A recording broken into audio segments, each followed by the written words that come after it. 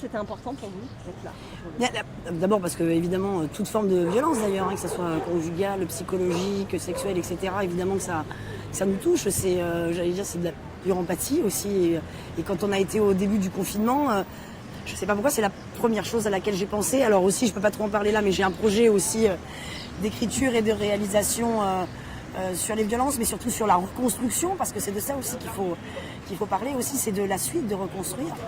Et donc, quand effectivement la gendarmerie d'abord de l'Hérault et puis ensuite celle du Gard est venue me demander si je pouvais les soutenir, évidemment, parce que c'est des choses qui nous touchent. Et surtout en début de confinement, moi, ça a été la première chose à laquelle j'ai pensé. C'est je me suis dit, toutes ceux et celles victimes et qui se retrouvent enfermés avec leur agresseur et leur bourreau, c'est terrible et on sent qu'on ne peut parfois rien faire.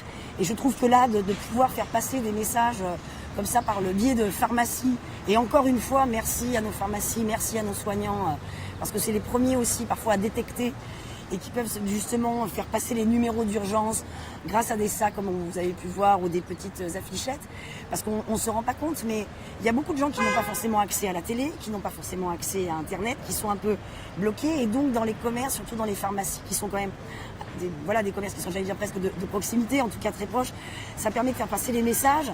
Et puis c'est un moyen aussi de dire, d'abord d'avoir les numéros d'urgence, et aussi de dire, on ne vous oublie pas, on le sait, on est là. Et on peut vous aider, on peut vous accompagner. On vous donne des numéros, n'hésitez pas. Bien sûr que c'est extrêmement difficile de faire le premier pas, mais je trouve que cette démarche-là, ça montre aussi qu'on ne vous oublie pas et qu'on est là et qu'il y a plein de personnes qui peuvent vous accompagner. Parce qu'on a aussi beaucoup d'associations.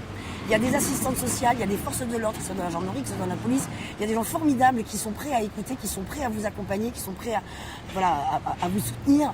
Et donc il faut parfois ne pas hésiter à appeler, même si effectivement je me mets à la place et j'imagine que c'est difficile.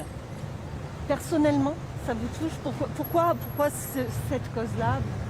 Voilà. Oh mais il y en a plein, vous savez, je suis marraine de l'Institut Pasteur parce que la recherche c'est important, la santé. Je suis marraine d'une petite association ici qui s'appelle Rêvons pour nos pitchounets à la salle, et on s'occupe d'enfants et des familles d'ailleurs qui ont ou des maladies orphelines, en tout cas des maladies qui sont graves, des handicaps, et qu'on les soutient.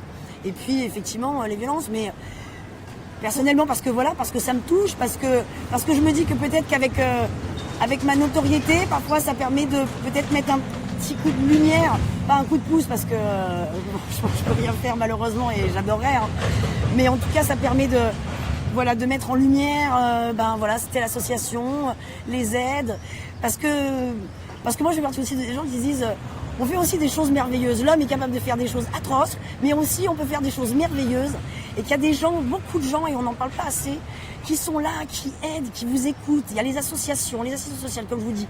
Et parfois, c'est bien de dire, vous n'êtes pas seul. Et c'est un moyen aussi de se dire, voilà, on peut vous accompagner. Ça participe aussi de votre implantation dans le secteur et de votre vie citoyenne ici à Anduze.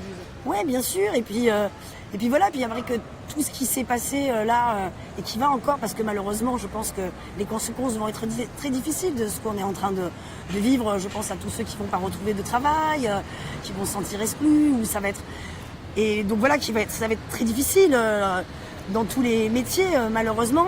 Je crois beaucoup à la nouvelle génération, parce que je pense qu'eux, ils ont pris peut-être les choses un peu plus en main en se disant, je pense que très vite, ils vont avoir les gestes barrières.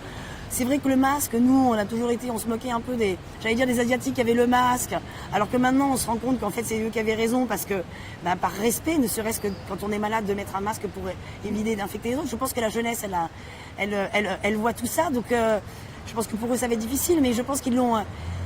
ils vont peut-être être au contraire, ils vont être plus attentifs à tout ce qui va suivre.